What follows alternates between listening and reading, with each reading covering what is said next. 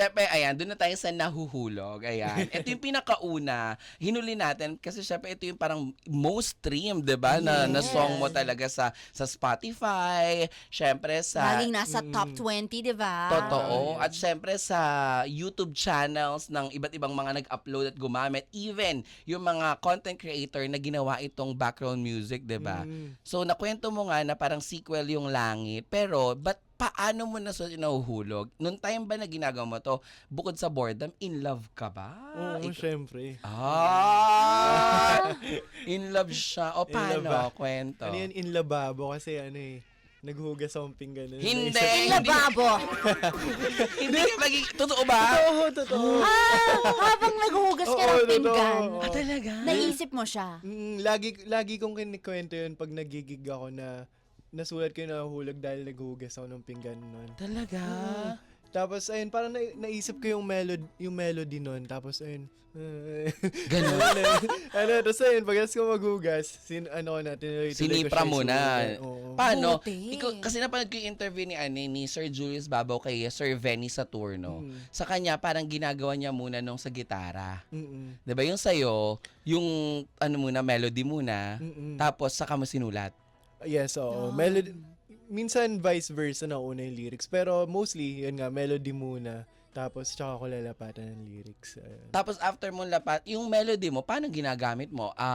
Guitar, piano? Minsan nasa utak ko na agad Tapos, tsaka na lang, yun, piano, tapos guitar. Depende kung anong trip nung nasa utak Alam mo, ko. ang saya. Saludo tayo sa mga ganyan. Instrumental people. Hindi Di ba? instrumental. Magaling yung mga magagaling. Sa mga artist talaga. Kasi alam mo, naging 'di ba naging professor ako. Tinuro ko yung subject yung sound production sa mga estudyante. Tapos syempre ang hinire kong mag-speaker si Francis Kiko Salazar. 'Di ba siya yung hinire ko na para mag-talk on the spot. Dinala niya talaga yung parang device niya kahit may malit lang siyang parang piano. Tapos meron kasing application na sa computer, 'di ba, na pwede mo nang nandun yung gitara. 'Di ba lahat tayo nagsimulang matuto sa GarageBand. Yeah! 'Di ba?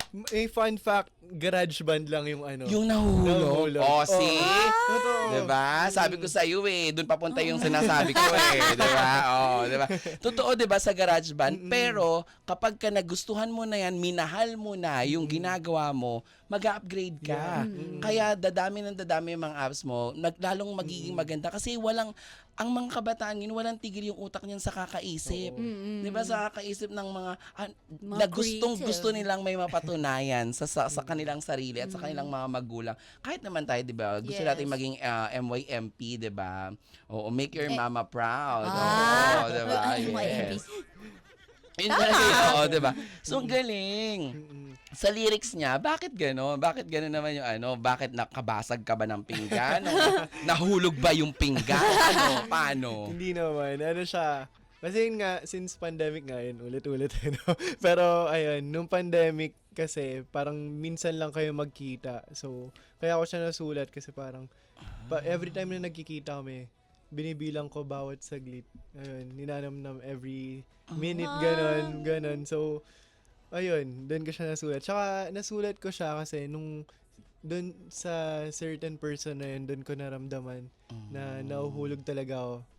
Super, tapos Ngayon lang ata narinig ng daddy mo yung mga sinasagot mo, Ayan. So, kayo pa?